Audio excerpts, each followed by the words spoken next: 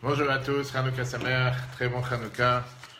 Nous sommes aujourd'hui aussi la paracha de Miketz. Et donc on va voir aujourd'hui une magnifique étude du Rabbi, riche enseignement sur ce fameux miracle qui était le miracle de la fiole d'huile. Et se poser la question, est-ce que c'était pas un miracle de trop? Est-ce qu'on avait vraiment besoin d'avoir ce miracle? Surtout basé sur ce que la halakha nous dit et la Torah nous enseigne, que Dieu ne fait pas un miracle en vain. Il y a une règle dans la Torah que Dieu ne cherche pas à faire des choses en vain. Et si Dieu ne fait pas des miracles en vain, comment est-ce possible qu'aujourd'hui nous fêtons cette fête de Hanouka? Et la fête de Hanouka que nous fêtons, c'est une fête qui est faite suite au miracle de la fiole d'huile qu'on aurait dû trouver, qu'on a cherché cette fiole d'huile qui aurait dû durer seulement un jour, et à la place elle a duré 8 jours. Et on a expliqué longuement dans le cours de lundi soir, hier, etc., quel enseignement nous apprenons du sens des bougies, la force des bougies. Sauf qu'aujourd'hui on va s'arrêter sur un miracle en vain. Comment on peut aussi mériter dans la vie de tous les jours d'avoir un miracle comme ce miracle de la fiole d'huile? Comment on peut mériter d'avoir un tel miracle? On sait que la fête de Hanouka, c'est autour de l'huile, les beignets de pommes de terre à l'huile, l'allumage avec la fiole d'huile. Tout ça pour se rappeler la fiole d'huile. Et les prêtres, dans le temple, ont trouvé cette fiole d'huile qui a duré et qui a brûlé, pas seulement pendant un jour, mais pendant 8 jours. Mais si on réfléchit un instant, on voit qu'a priori, comme j'ai dit tout à l'heure, c'était un miracle qui était totalement supplémentaire. On n'avait pas besoin. D'après la halakha, d'après la loi juive, on n'avait pas besoin d'avoir un miracle pour la simple raison que la Torah te dit « Touma utra betzibur ». L'impureté est permise en public. Ça veut dire que même si tous les prêtres étaient à l'époque impurs, ils auraient pu continuer à travailler dans le temple avec cette Touma, avec l'impureté. Et donc comment ça se fait que Dieu l'a fait? Avec une huile impure. Avec une huile impure, même si eux-mêmes étaient impurs. Si tout le monde était impur, parce qu'il n'y a pas de prêtre pur, je ne vais pas faire le service de Dieu dans le temple, on le faisait. Comment ça se fait que Dieu il a fait un tellement grand miracle, qui est certainement un des plus grands miracles qu'il y a eu dans l'histoire? D'avoir une fiole d'huile qui aurait dû durer seulement un jour, et qu'à la place de durer un jour, a duré 8 jours, c'est quand même un grand miracle. Qu'est-ce qu'on a besoin d'avoir un tel miracle quand on aurait pu s'en passer? C'est pas seulement qu'on aurait pu s'en passer, c'est comme j'ai dit tout à l'heure, on sait très bien dans la Torah que Dieu ne fait pas un miracle en vain. Apparemment, c'est un miracle supplémentaire, on n'en a pas besoin. Et la question qu'on va terminer avec, c'est comment nous, dans la vie de tous les jours, on peut mériter à avoir l'impulsion divine, on peut avoir justement cette force, ces bénédictions divines dans toutes nos actions, comme on avait hier soir, à Bissy Saint-Georges, avec M. le maire et avec tous ceux qui étaient présents. On a pu voir comment la lumière de la menorah a éclairé malgré les grandes tempêtes, le grand vent et la grande pluie. Le premier qui pose cette question, c'est le Pnei Yoshua. Pnei Yoshua, dans Gemara Shabbat, page 21b, Yesh Litmoa, il te demande la question suivante. Kol Torah Chanes Azel Lama, pourquoi on avait besoin d'avoir ce miracle? D'accord, on sait très bien que Touma Utra Betzibur, on sait très bien que l'impureté est permise en Tzibur, quand il y a toute la communauté qui est présente. Vayu Yecholim La'adlik Beshemen Tameh, on aurait pu très bien allumer les bougies avec de l'huile impure. Va'ad Shemuva Beyoma, c'est expliqué justement dans la Gemara Yoma, la Gemara page 6b. Qui veut dire que si jamais toute la garde qui devait servir dans le temple, au moment aujourd'hui par exemple, n'était impure, ne pouvait pas servir dans le temple, on n'a pas besoin d'aller chercher des autres prêtres, mais on pouvait servir dans le temple avec cette garde qui était ici présente. Comment se fait-il que Dieu s'est fatigué à faire un miracle qui est apparemment un miracle supplémentaire, pas nécessaire? Et comme on sait très bien que la paracha de Miketz, c'est toujours la paracha dans laquelle tombe la fête de Hanouka, on la lit ou avant, ou pendant, ou après Shabbat Miketz, c'est toujours Shabbat Hanouka, et on va voir qu'on retrouve exactement le même sujet dans la paracha qu'on lit aujourd'hui, cette semaine. La paracha commence avec la fameuse grande miracle, cette transformation dramatique dans la personne de Joseph, le tzaddik, le juste. La semaine dernière, on a vu comment malheureusement il a été enlevé de la maison de ses parents, de son père, et qu'il a été vendu, ses frères l'ont vendu, jusqu'à ce qu'il est arrivé en Égypte, et il a été placé dans un puits en prison en Égypte, sur un soupçon de viol qui n'a jamais existé pendant 12 ans. Et on voit comment cette semaine, la roue tourne, et Yosef a été élevé à des hauteurs les plus hautes possibles, jusqu'à ce qu'il est devenu le vice-roi d'Égypte. Tout ça s'est passé, comme on voit dans le Chumash Bereshit en général, grâce à des rêves. Quel type de rêve? Pharaon, le roi d'Égypte, a rêvé deux rêves bizarres, et il ne pouvait pas être tranquille, il ne pouvait pas être calme. Et apparemment, à l'époque, il n'y avait pas de calmant particulier comme on a aujourd'hui. Le premier rêve, qu'est-ce qu'il a vu? Il a vu qu'il était sur le bord du fleuve, bord du Nil. Il y avait 7 vaches grosses, belles, qui montent et qui sont en train de manger dans la prairie comme si rien n'était. Après eux montent 7 vaches malheureuses, moches, maigres, et eux, ils se tenaient à côté des 7 vaches grosses et belles. Et là, tout d'un coup, on a vu comment les vaches maigres ont mangé ou avalé les vaches grosses. Ça, c'est le rêve de notre très cher Pharaon. Moi, j'ai dit dans les autres cours cette semaine, j'ai jamais rêvé de vaches dans ma vie. Je ne sais pas qui c'est qui rêve de vaches, mais apparemment, Pharaon, il avait certainement une obsession avec les vaches, c'est pour ça qu'il a eu tel rêve. Il l'a fait qu'une fois ou de plusieurs fois? Une seconde, Pharaon se réveille, et la Torah nous raconte comme quoi il a un deuxième rêve. Et là, le rêve se répète, mais de manière bizarre. D'abord, il voit ici 7 gerbes qui sont grosses et qui sont bonnes, gerbes de blé. À côté de poussent 7 gerbes maigres et qui sont très étroites. Et les 7 gerbes maigres avalent les 7 grosses gerbes. Voilà de quoi Pharaon rêve. Pharaon se réveille, il est perturbé, il ne comprend pas le message. Qu'est-ce que ça veut dire que des maigres mangent des grosses? Est-ce que ça veut dire que les pauvres vont manger les riches? Est-ce que ça veut dire qu'un royaume qui n'est pas fort, qui n'est pas stable, va pouvoir faire un putsch et renverser son royaume qui est naturel et qui est stable? Le Rabbi donne ici d'abord une réponse très intéressante sur la différence de rêve qu'il y a eu la semaine dernière avec Yosef et la différence de rêve qu'on a cette semaine avec Pharaon. On voit que Pharaon, il y a une descente de niveau en niveau. D'abord, il commence à rêver sur le monde animal, après ça, il rêve sur le monde végétal. Alors que Yosef, c'est tout à fait différent. La semaine dernière, on voit qu'il commence à rêver d'abord sur le monde végétal, et après, il passe au monde de tout ce qui sont les astres, le soleil, la lune, les étoiles, etc. La Bible te dit que ça fait allusion à la différence entre les nations du monde et Yosef, à quoi il pensait. Que tu as certaines personnes dans lesquelles tout leur but, c'est de remplir leurs propres besoins, leurs propres nécessités. Et Yosef, tout son but, c'était de servir la planète, d'être au service des autres. Et la preuve, ce qui s'est devenu après quand il est devenu le vice-roi, celui qui a sauvé toute la planète de pouvoir avoir quoi manger et comment manger. Sauf qu'on a ici un problème. Pharaon, d'abord, il appelle ses magiciens. Et il leur demande, expliquez-moi c'est quoi l'explication à ces rêves. Vache grosse, vache maigre, gerbe grosse, gerbe maigre. Qu'est-ce que ça veut dire les unes mangent les autres? Rashi nous donne ici une explication intéressante. Rashi nous dit, Ve'ein poter otam le Pharaon. Rashi 41:8. Personne n'était capable d'expliquer les rêves à Pharaon. Rashi te dit, qu'est-ce que ça veut dire que personne n'était capable? Potrim ayu otam. C'est pas qu'ils n'ont pas expliqué les rêves. Ces magiciens étaient quand même des gens qui savaient expliquer. Avallo le Pharaon. Mais c'était quelque chose qui était inaudible. Chez le Ayakolan nichnas beoznav. Pharaon n'était pas prêt à entendre ce qu'il disait. Velo ayakor adruar befitronam. Et ça ne lui plaisait pas ce qu'ils étaient en train de dire. Pourquoi? Shayu amrim sheva banatata malit ve sheva banatata kover. Ils avaient l'habitude de dire 7 filles tu vas enfanter et 7 filles tu vas enterrer. Mais la reine arazot balou et ashmenot. Et c'est pour ça que les maigres ont avalé les grosses. Pourquoi? Parce que chez Tsar Ramita yochal et simchat aleida. Parce que la souffrance de la mort va manger la joie de la naissance. Et le Rabbi explique ça longuement. En 2 mots, Pharaon, il a ici, il est nerveux, il n'arrive pas à dormir la nuit. Il cherche quelqu'un qui lui explique le rêve. Voilà le chef Échanson, qui est toujours vivant parce que le chef boulanger a été tué. Il va raconter sur ce jeune juif qui est assis en prison. Et c'est un grand professionnel pour nous expliquer les rêves. Yosef, il est sorti de la prison et il vient expliquer les rêves. Et il lui dit comme ça, que les rêves montrent qu'il y aura 7 années grâce en Égypte, mais après ça, il y aura 7 années de grande famine, qui vont totalement faire oublier les 7 années grâce. Yosef, il dit que le rêve n'est pas seulement un conte de fées qui vient te raconter le futur, mais c'est un ordre direct à Pharaon de commencer à tout faire pour se préparer pendant les bonnes années aux années difficiles. Et Pharaon qui lui répond la fameuse phrase « Ein chacham venavon kamocha » il n'y a pas quelqu'un aussi pieux et aussi majestueux et aussi intelligent que toi. Et il nomme Yosef comme les vice-rois d'Égypte, quelque chose qui va faire en sorte de préparer, en tant que chef d'Égypte, chef de l'économie, chef du budget, préparer l'Égypte pour les mauvaises années. Rabbi te demande la question merveilleuse. Qu'est-ce qu'il y a de spécial dans ces rêves qu'il faut avoir un génie comme Yosef qui vient t'expliquer un tel sort? D'abord, d'où tu rêves? Quel rapport avec des vaches et des filles? Numéro 1.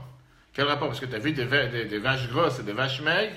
Tout d'un coup, tu me dis, parce que il aura 7 filles qui vont naître et 7 filles qui vont enterrer. La logique dit que quand tu vois des grosses vaches et quand tu vois des vaches maigres, Tu peux tout d'un coup te dire que les vaches grosses veut dire qu'ils ont bien mangé. Ouais. Et pour ça qu'ils sont grosses, parce qu'il y a de quoi manger, il y a quoi. Et les vaches maigres viennent te dire qu'il n'y a pas quoi manger. Qu'est-ce que tu veux que je te dise? Il n'y a pas dans les champs, il n'y a pas de blé, il n'y a rien. C'est tout à fait normal. Qu'est-ce que ça veut dire que Yosef était le seul génie à pouvoir comprendre et à pouvoir analyser une telle situation? Et moi, je te demande la question qui est bizarre, c'est qu'est-ce qu'ils sont ces magiciens? C'est d'où ils sont sortis? Qu'est-ce qui leur est passé par la tête? Qu'est-ce que ça veut dire que ces magiciens qu'ils étaient capables, on a vu, et on verra ça surtout dans le Chumash Shemot, qu'ils étaient capables de faire de la magie. Pourquoi ils sont venus avec une idée bizarre? De te dire, tu vas avoir 7 filles, tu vas enterrer 7 filles. Ça, c'est le symbole de 7 vaches grosses et 7 vaches maigres. Si eux, ils pensent que... Aucun rapport, ça je te dis, aucun rapport. Il n'y a pas de rapport entre une vache et une fille. Comment tout d'un coup tu as analysé 7 et 7? Beaucoup demandent cette question. Le Rabbeinu Bechaye, commentateur du Chumash très intéressant, il te dit la question suivante, et il explique dans son texte. Comment est-ce possible que les plus grands sages de Pharaon, Vechartouma et ses magiciens, ils n'auraient pas pu leur dire l'opitaron achalom? Ils n'étaient pas assez intelligents pour lui faire comprendre le sens du rêve. Le fait de voir des vaches grosses et des vaches maigres, déjà il faut être tordu pour rêver des choses pareilles, mais peu importe, disons, il a rêvé ça. Ça même, ça te prouve sur le fait que tu as Sheva Shnot Sova, Sheva Shnot Rav, 7 années de famine et 7 années d'abondance. Charé à Parot, parce qu'en général, les vaches, Siman Lacharisha, c'est un symbole pour tout ce qui est pour labourer. Vache, un taureau, tu utilises pour labourer les champs. Mais la reine, Parot Razot, qu'est-ce que ça te montre des vaches maigres? Chez l'un, il y a quoi la vache qui n'avait pas la force de labourer. Il n'y a pas la force de labourer, il n'y a pas la force de semer, il n'y a pas quoi manger, automatiquement ils sont maigres. Veinu Shibalim, mais quand tu parles des gerbes, le deuxième rêve qu'il a eu, Siman Liktira, c'est un symbole pour te dire qu'ils ont récolté. Il y a des gerbes, ça veut dire que ça a poussé. La reine chez Bonim Razot, quand tu vois des gerbes maigres, marais, ça te montre chez l'oyé Malikta, qu'il n'y a pas de quoi récupérer. Et donc, encore une fois, il n'y a pas tellement, il ne faut pas être un tellement grand génie et s'appeler Yosef pour venir t'expliquer que les vaches grosses veut dire qu'ils ont bien mangé, vaches maigres veut dire qu'ils ont mal mangé, vaches grosses montrent qu'il y a une abondance, vaches maigres montrent qu'il y a une famine. Tu as besoin d'un grand génie Yosef, on va le faire sortir du puits, le faire sortir de prison. Pour que lui, il va te dire que tu as ici 7 vaches grosses, 7 vaches maigres, 7 années d'abondance, 7 années de famine. Prépare-toi pendant... Même n'importe quel mathématicien, n'importe quelle personne qui fait son budget, budget de la famille, budget de la société, budget d'une organisation, il sait très bien que quand il y a une abondance, il doit mettre de côté pour si jamais que Dieu nous en préserve, il y a une situation difficile. Le Rabbi donne ici une explication merveilleuse. Le Rabbi te dit, bien sûr que les magiciens étaient capables de te répondre. Bien sûr qu'ils étaient capables de te donner la réponse. Mais il y avait un détail dans le rêve qui les dérangeait, et c'est pour ça qu'ils se sont dit, à cause de ce détail, il ne faut pas avoir telle explication comme Yosef. C'était quoi? Ils se sont dit, pourquoi, on a fait ça tout à l'heure quand je te dis le verset, pourquoi dans le rêve on te dit qu'il y a 7 vaches grosses qui arrivent, qui sont en train de manger, après il y a 7 vaches maigres qui viennent du fleuve, et eux, ils sont en train de quoi? Ils sont en train de... ils sont en train de sortir du fleuve, et ils se tiennent à côté des vaches grosses. Et après ça, ils ont avalé les vaches grosses. Pourquoi les vaches maigres se tiennent à côté des vaches grosses? Oublie ce sort du fleuve. Tu apprends, on verra pourquoi. La réalité, elle est que les bonnes années sont venues avant les mauvaises années. Oui. Donc si les bonnes années sont venues avant les mauvaises années, qu'est-ce que tu as besoin d'avoir? Les vaches maigres qui se tiennent à côté des vaches grosses. Pour le passage. Pourquoi tu as besoin à côté? Pourquoi la Torah nous fait appel à ces détails? La Torah aurait dû te dire, tu as des vaches grosses qui sont venues, et après tu as les vaches maigres qui sont venues, qui ont mangé les vaches grosses. Là, la Torah te dit, il a vu dans le rêve les vaches grosses, après il a vu les vaches maigres venir se tenir à côté des vaches grosses, et après les vaches maigres ont avalé les vaches grosses. Quel était ce détail? Puisque ce petit détail les dérangeait, automatiquement, ils ont dit, laisse tomber, on ne parle pas d'années d'abondance, on ne parle pas d'années de famine. Ils ont préféré dire, tu vas avoir cette fille, tu vas enterrer cette fille. Puisque tu es tordu, il faut être tordu à 100%. Quel rapport? Comment tu es passé d'années d'abondance avec cette fille? Pourquoi? Parce qu'ils se sont dit comme ça. Puisque Pharaon, c'était le professionnel de tout ce qui était les relations interdites, comme l'Égypte en général, à l'époque. Et surtout, il avait affaire avec tellement de femmes et tellement d'enfants. C'est très possible qu'au même instant où tu enterres cette fille, au même instant, tu peux avoir 7 filles qui vont naître. C'est pas que c'est quelqu'un de normal, qui a une femme, et qui a un enfant tous les 10 mois ou 11 mois, peu importe. Il y a tellement de femmes et tellement d'enfants. Ça peut être possible que parmi toutes ces concubines et tous ces concubines et toutes ces femmes, il peut y avoir 7 qui sont là et 7 qui sont mortes. Très bien. Qu'est-ce qu'il voulait dire par là? Il voulait dire, pareil, ça se peut que tu auras un bon mazal dans la famille, tu auras 7 enfants, et après, malheureusement, il y aura une épidémie qui va faire ou une maladie qui va faire que 7 vont disparaître. Yosef arrive. Et Yosef, il dit, je ne suis pas d'accord. Yosef, il dit, la première explication, c'est l'explication qui est la plus correcte. Ah, ton problème de qu'est-ce qu'ils font les vaches grosses, les vaches maigres à côté des vaches grosses. Il dit justement, ça c'est tout le message du rêve. Le fait d'avoir les maigres à côté des grosses fait passer ici à Pharaon un détail important qui n'est pas seulement un rêve pour l'histoire, mais ça te donne un devoir d'agir. Que quoi? Que déjà pendant les années d'abondance, tu dois tout faire pour ne pas oublier les années difficiles qui vont arriver. Tu n'as pas le droit d'être un politicien standard ou être quelqu'un qui est politiquement correct et se dire « Maintenant, le budget me permet, je dépense, je claque, je donne tout. Ah, qu'est-ce qui va se passer avec mon successeur? Il va se débrouiller, il va rentrer en dette. » Non, si tu es intelligent, tu sais que tu as une abondance aujourd'hui, mets de côté. Pourquoi mettre de côté? Parce que tu sais que ça peut arriver. Là, il savait clairement que ça allait arriver les mauvaises années. Quand ça va arriver les mauvaises années, à ce moment-là, tu pourras vivre sur ce que tu as mis de côté des bonnes années. Regarde la Bible comment est écrit ça dans Chelet Edvav. Page 343. Ikar Akushi Bechalem, la difficulté du rêve. Chez Bilalo, Khartoumim, à cause de ça, les magiciens, Lo Imtsu, ils n'ont pas mis en place. Ils n'ont pas mis en place quoi, les Etapitaron Apashut, ce rêve, cette explication d'abondance et de famine. Ayabem Shechachalom. Ce qui les dérangeait, c'était quoi? C'était la suite du rêve. Vine Sheva Parot, Marevatamod, Naetela Parot, puisqu'il y avait 7 vaches maigres qu'ils étaient à côté, ils se sont mis à côté des vaches grosses. Il m'apparot, si les vaches maigres, les vaches moches, mais Samlot, ils viennent symboliser Rav, la famille. Chez Yavor, Hareachanim Atovat qui va venir après les bonnes années. Demande là, pourquoi ils se tiennent à côté avec les bonnes? Lama etzi ou pitaron, shel sheva banot malit de sheva kover. C'est pour ça qu'ils ont décidé de donner l'explication tordue, mais c'était l'explication qu'ils ont donnée. 7 filles tu vas avoir, 7 filles tu vas enterrer. Pourquoi? Chez Kanel ou Héroïm, chez Echelim Yad Bazmani. Parce que ça, c'est effectivement quelque chose qui peut se passer au même moment.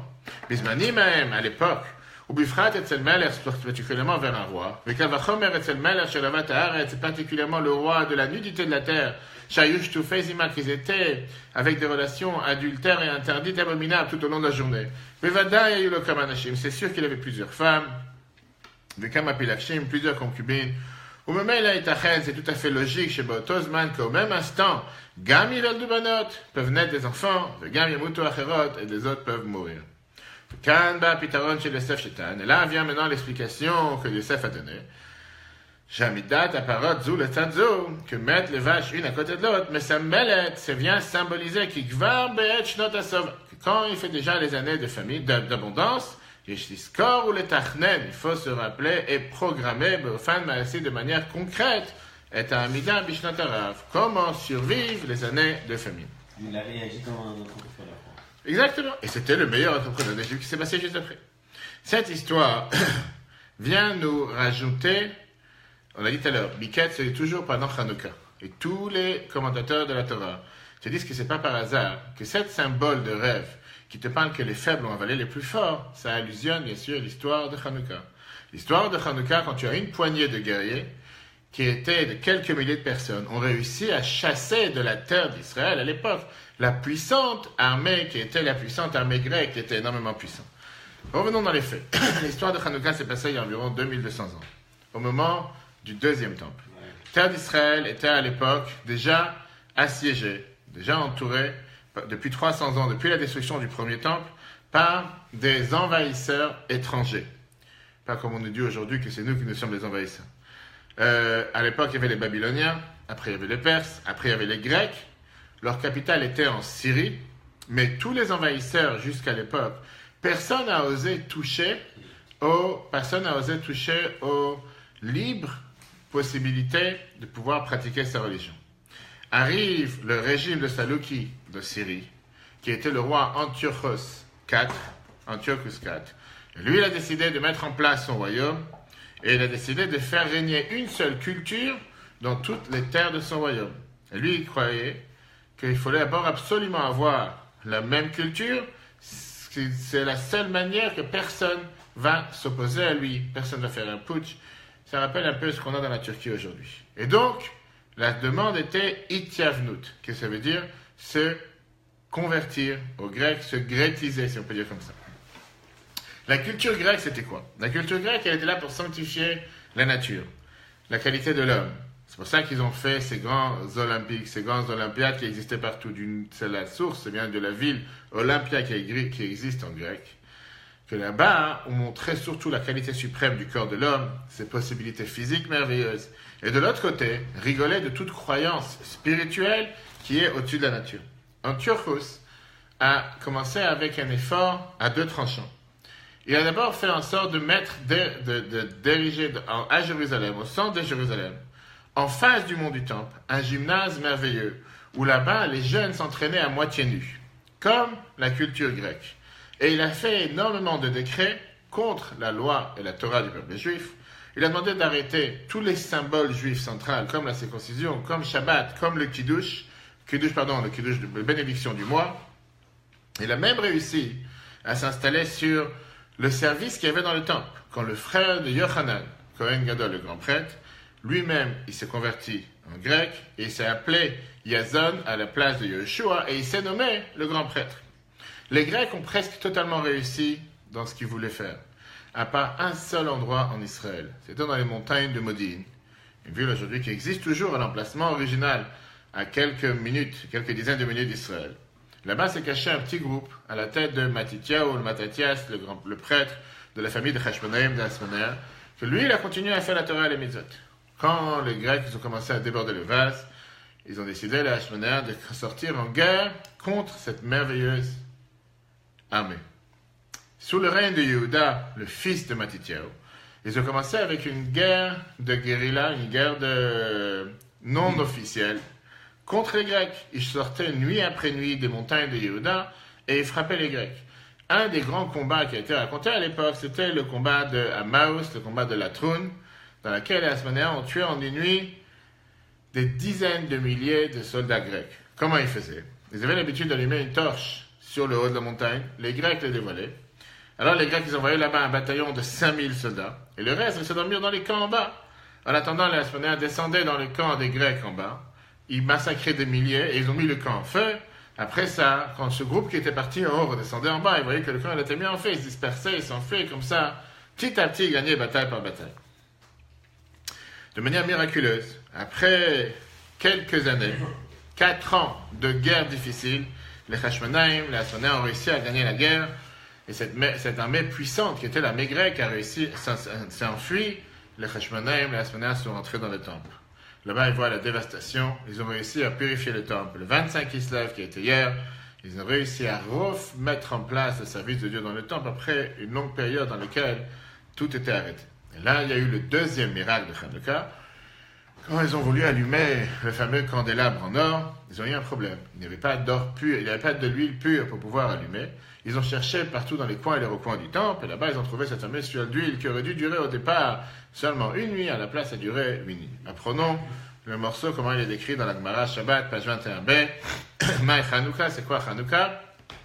On a été dit, Yom de Hanouka Shmona, les jours de Hanouka sont 8.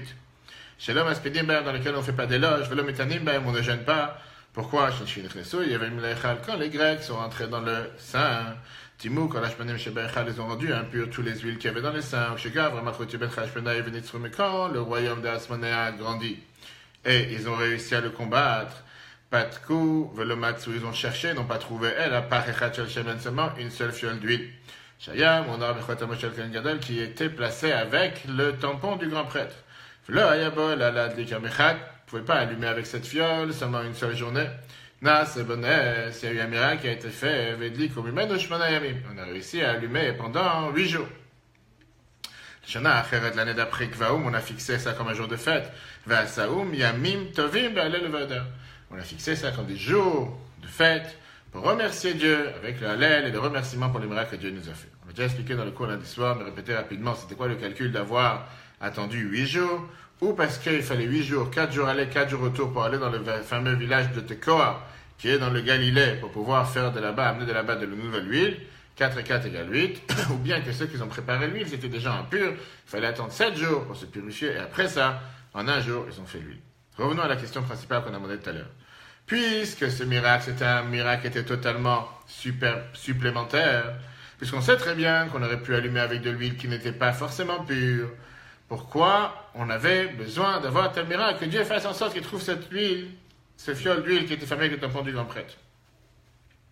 Et là, on retrouve à la question qu'on a demandé tout à l'heure. Chacun dans la vie cherche à avoir des miracles dans sa vie, pour un médicament de guérison, pas un instinct miraculeux sans faire des efforts, réussir à combattre le mauvais penchant. Mais les Chachamim nous disent que ça ne marche pas comme ça. Parce que Dieu, il donne énormément de valeur à la nature, et Dieu, il ne veut en aucun cas qu'on fasse quoi que ce soit qui pourra entraver la nature, qui pourra causer du tort à la nature. Regarde le Drashot Haran, chiffre 4, dit merveilleux phrase.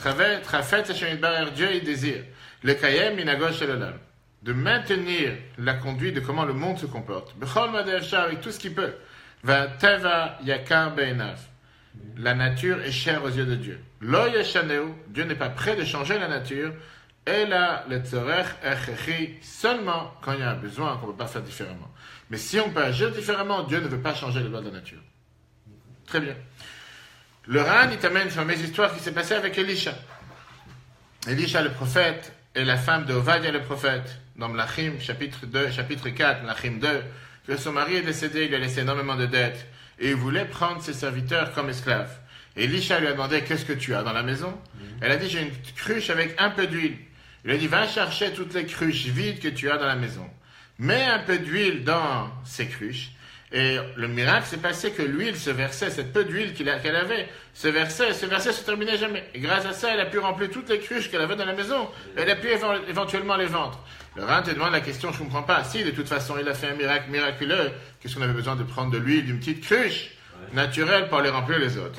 Pourquoi il n'a pas fait descendre de l'huile du ciel? Ça aurait été beaucoup plus beau comme photo, comme événement.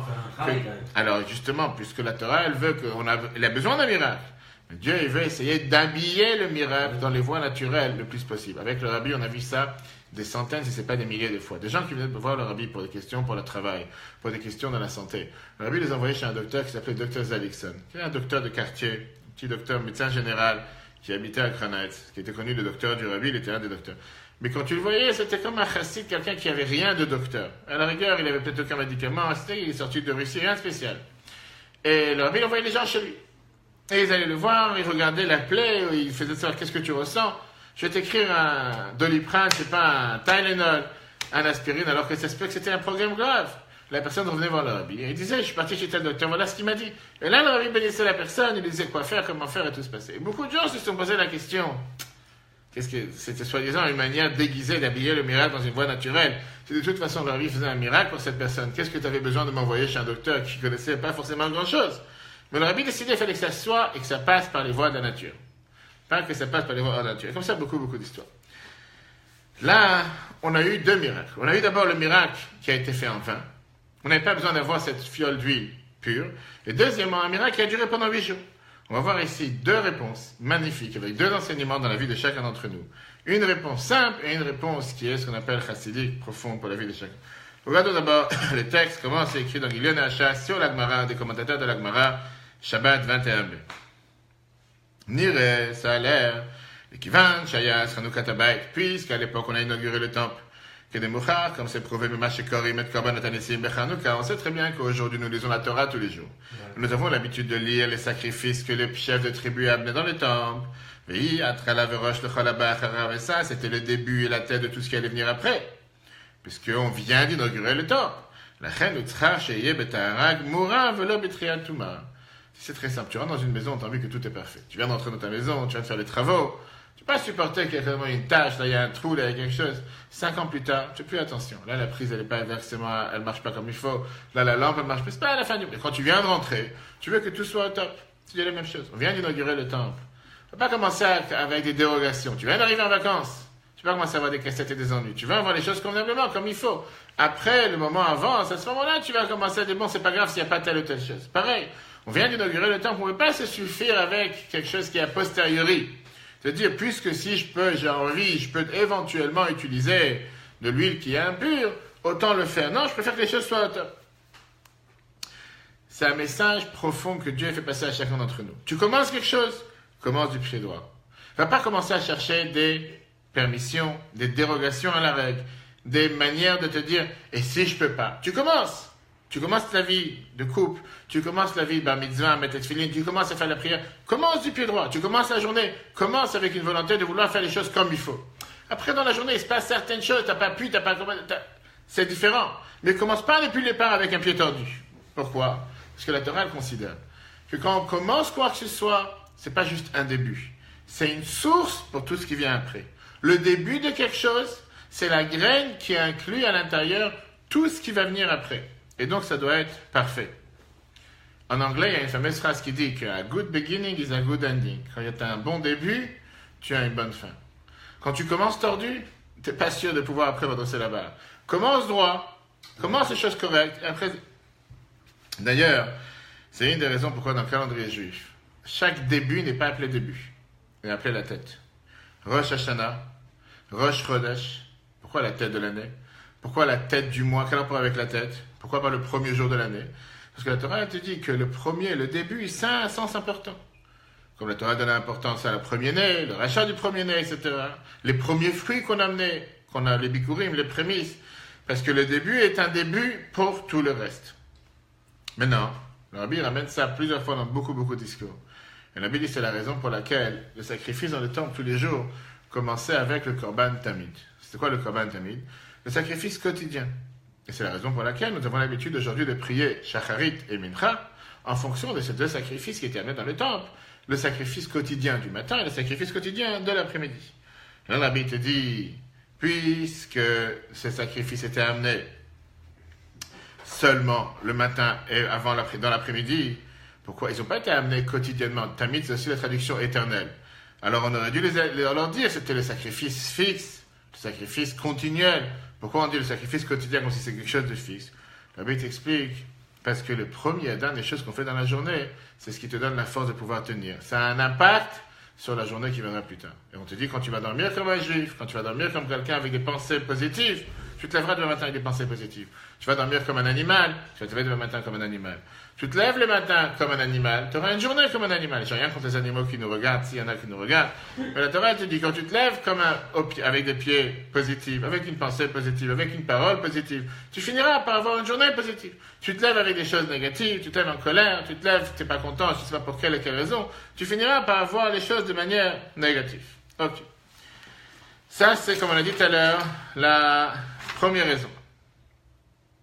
Mais, on sait très bien qu'est-ce que le Baal Shem Tov nous écrit. Et le Baal Shem Tov nous dit dans les Kitver Baal Shem Tov, on a vu ça il y a quelques temps déjà, avec un enseignement merveilleux, que la pensée, parole et acte, la première de la journée, avant même la prière, doit être avec pureté. Qu'est-ce que ça veut dire? Regarde le texte. Ket Hashem Tov Siman 212. Quoi la raison pourquoi la halakha te dit qu'on n'a pas le droit de dire bonjour à quelqu'un avant la tefila, avant la prière? Qui Adam, le Kubo Mishnah, parce que quand quelqu'un se réveille de son sommeil, chez Una, c'est Bria Chadasha, tu deviens une nouvelle créature. C'est la première des choses que tu fais le matin, c'est de parler de tout et n'importe quoi. Il n'y a plus forte raison de choses qui ne sont pas forcément ce que tu devrais. Qu'est-ce qu'il dit? Même si tu vas prier et apprendre la Torah après, Akol Mistaef, tout découle, Venimshach et suit Achar Adibur Arishon après la première parole. Première parole de la journée, la première chose que tu as fait ce matin. Velachen, la Hashem Tov se demande, Isaher à Adam, qu'il faut qu'il fasse attention l'homme, chez Kadesh, Veitaher, Dibur Arishon, qui doit sanctifier, purifier sa première parole, Bekouman en se levant le matin. Veizacher, Machashavta Arishona, et purifier sa première pensée, chez Tied, Duka, Bakdusha, qu'elle soit attachée avec la sainteté, que de chez Amshich Alav, Kol, chez Dvarim, afin qu'il puisse continuer comme ça, toutes les autres choses qui viennent après, Ve'atfila, Tiyeh, Mitor, Simcha, Shel Mitzvah.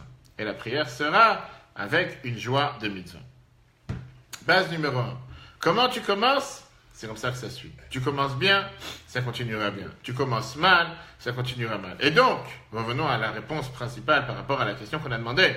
Pourquoi on s'est pris la tête à chercher une fiole d'huile pure alors qu'on aurait pu très bien s'en passer, on n'était pas obligé? La réponse elle est que puisqu'on venait d'inaugurer le temple et tu commences à faire les choses comme il faut, convenablement, tu veux que les choses se passent de la meilleure manière. Tu n'as pas envie de commencer à prendre des a priori et des dérogations et faire les choses à minima ou faire les choses à moitié. Mais le Rabbi vient ici te rajoute une explication merveilleuse. Le rabbi vient et t'explique pourquoi ils ont mérité d'avoir un tel miracle avec une très belle histoire. Le rabbi précédent, il était une fois assis dans le bureau d'un riche à Moscou. Et il parlait avec lui. Tout d'un coup, il y a quelqu'un qui rentre et qui dit qu'il y a une jeune fille dans la ville qui a eu une dépression nerveuse et qui a décidé d'aller voir le curé, le prêtre à l'époque, pour se convertir. Et le prêtre qui était à l'époque à Moscou, il a décidé que je suis prêt à la libérer, à condition qu'on me donne une grande somme d'argent. Le rabbi, il a dit, je suis prêt à donner ce que j'ai. Le riche, il a dit, je suis prêt à donner ce que j'ai. Ce que j'ai ici maintenant. Mais ça ne suffisait pas. Le lendemain, le rabbi a rencontré ce juif. Il lui a dit, nous alors, qu'est-ce qui s'est passé à la fin? Qu'est-ce que tu as fait? Tu as bougé quelque chose? Il dit, je suis parti à la maison. J'ai sorti les bijoux de ma femme. Je les ai donnés au prêtre. Et comme ça, j'ai sorti la fille. Le rabbi lui a fait terminer en lui disant, sache une chose, que j'ai raconté cette histoire à mon père, le rabbi Rachab, le 5e rabbi de Chabad. Et il m'a dit que sur une telle manière de servir Dieu, Dieu ne reste pas en dette. Ok. Le rabbi a raconté l'histoire en disant qu'après un certain moment, il est retourné à Moscou. Et il a vu dans la rue centrale de Moscou une nouvelle banque. Il a demandé à qui appartient cette banque. On lui a dit, ça appartient à ce juif. Ça, c'est ce qui s'est passé à Hanouka. Dieu, il a fait un miracle en plus. Il a fait un miracle qu'on n'en avait pas besoin parce que les Hashmonaïm, les Asmonéens se sont comportés d'une manière qu'on n'avait pas besoin. Ils n'avaient pas le devoir de chercher cette fiole d'huile. Ils n'avaient pas le devoir d'aller chercher une fiole d'huile qui était fermée avec le tampon du grand prêtre. On aurait pu s'en passer. S'ils auraient voulu faire les choses comme le cours qu'on a donné lundi, les 2 cours qui nous expliquaient merveilleusement le service de Dieu. Si tu fais les choses parce que je me sens obligé de les faire, je suis tellement pas intéressé à les faire, je les fais parce que j'ai pas le choix, parce que j'ai peur que la foudre va tomber sur ma tête. Dieu, il agit comme toi de la même manière. Mais si tu fais les choses parce que Dieu m'a demandé de les faire, je suis tellement passionné, j'ai tellement une grande foi dans ce que je fais, je suis tellement heureux dans ce que je fais. Comme hier soir, les gens me disaient, tu vas pas annuler l'allumage, avec tellement des trompes d'eau, j'ai des tonneaux d'eau qui tombaient, j'ai jamais vu ça, du vent, C'est vrai qu'à un certain moment, tu te demandes, est-ce que ça vaut la peine? Dis aux gens rentrer à la maison, qu'est-ce qu'ils sont en train de se tremper, mouiller? Et des gens, je leur ai dit, tu sais quoi? On a le devoir d'illuminer la rue, c'est Hanouka. C'est pas un peu d'eau qui va nous faire peur. Ni l'eau, ni la neige, ni la tempête. Et le feu, il va prendre. Et l'allumage, ça va s'allumer. Il y a eu l'allumage, comme je t'ai dit. Ici Saint-Georges, on était 75 personnes avec monsieur le maire. Je dis, mais c'est incroyable. Incroyable de voir que des gens y restent. À la galerie, tu me dis, toi, t'es fou, qu'est-ce que je te dis? Mais qui doit subir? Mais face à l'obscurité, on doit rajouter la lumière. Et si jamais, dès que tu as une difficulté, et si jamais tu as une épreuve et quelqu'un il lève les bras en disant ça y est, je n'avance plus, c'est quoi? Tu reçois exactement le même retour dans la vie. Les Hashmonaïm, ils auraient pu très bien dire, on rentre dans le temple, tout est cassé, tout est détruit, tout est sale, on va se prendre la tête à chercher de l'huile maintenant. Prends une bouteille d'huile qui est ouverte, fais ta huile, laisse-moi tranquille. Et tu peux faire la mitzvah de la même manière. Ils ont dit que non. On va chercher une fiole d'huile qui est fermée, ils ont cherché et ils ont trouvé. Après la halakha, on sait très bien qu'on n'a pas le droit de déclarer une guerre seulement quand on a l'ennemi qui vient et qui menace notre vie. Mais quand c'était une guerre culturelle qui était contre l'accomplissement de la Torah et les mitzvot, on n'était pas obligé de déclarer la guerre. On aurait pu très bien dire, on ne va pas transgresser les lois. On aurait pu seulement dire qu'on va soi-disant faire en sorte de devenir des Grecs et à la maison on va continuer à faire ce que Dieu attend de nous. Les Hashmonaïm, ils ont dit, on n'est pas d'accord. On est prêt à faire ce qu'on appelle Messirut Nefesh, faire ce don de soi, aller en guerre pour pouvoir faire Torah et Mitzvot comme il faut. Pas seulement pour les Juifs, mais pour le judaïsme. Et Dieu, il a fait en sorte que, puisqu'ils ont agi d'une manière qu'ils n'avaient pas le devoir de faire, Dieu, il a aussi agi de faire en sorte qu'ils puissent trouver cette fiole d'huile pour allumer la menace. Rabbi ramène que ça, c'est aussi la raison pourquoi Hanouka, c'est la seule fête dans laquelle nous faisons tout le peuple juif, Me'adrin, Mina Me'adrin. On fait la mitzvah avec la perfection de la perfection. Pas seulement qu'on rajoute une bougie chaque jour, pas seulement qu'on se suffit pas de faire ce que la halakha te dit, d'allumer une seule bougie pour toute la semaine. C'est la seule mitzvah de toute la Torah qu'on a le devoir.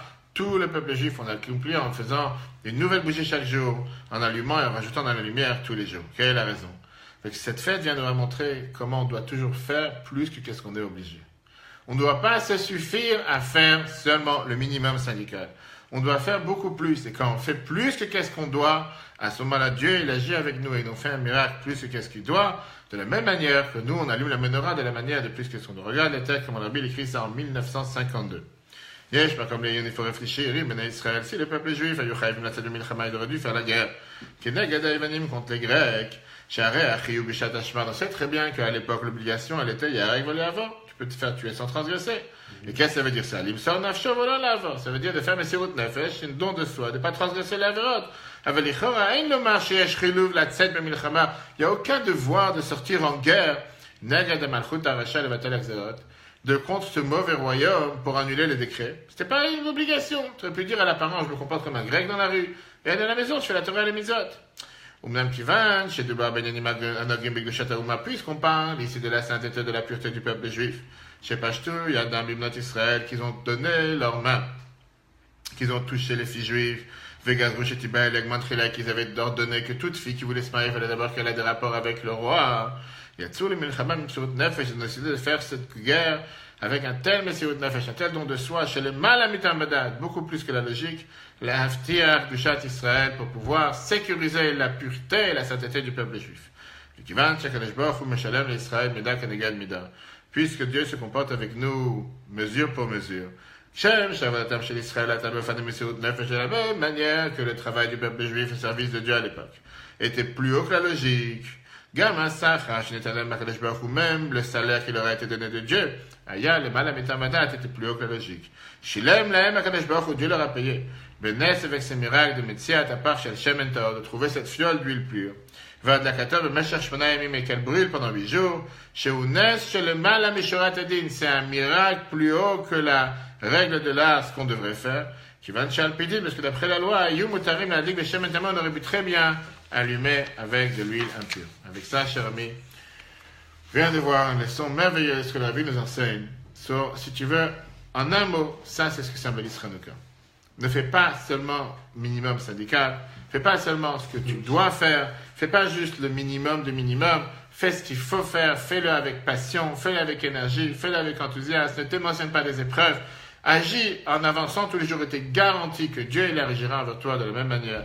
Que Dieu fasse qu'on mérite toutes ces bénédictions tous les jours. Je rappelle que le cours sera en replay sur l'application eTorah sur Android dans quelques minutes.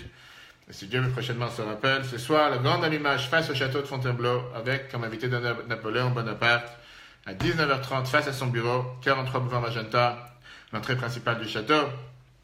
Demain, samedi soir à l'hôtel de ville d'Armentières. Dimanche après-midi de 14h à 16h à Betrabad. Avec programme pour les ados, programme pour les enfants, programme pour les adultes, et bien sûr, à la maison de repos de Damar, Boissy-les-Bertrand, prison de Mélin, prison de Réau, pour emmener la lumière partout où on en a besoin. Chanukah Sameach à tous, très joyeux Chanukah, et de très bonnes nouvelles. Et bien sûr, vous avez les cours déjà de la semaine avec l'explication pourquoi 7 jours, pourquoi 8 jours, pourquoi l'huile, pourquoi les bougies. Que Dieu vous bénisse, Chanukah Sameach, et Chodesh Tov, puisque Shabbat, on bénit le nouveau mois, le mois de Tevet, la semaine prochaine, Rosh Chodesh.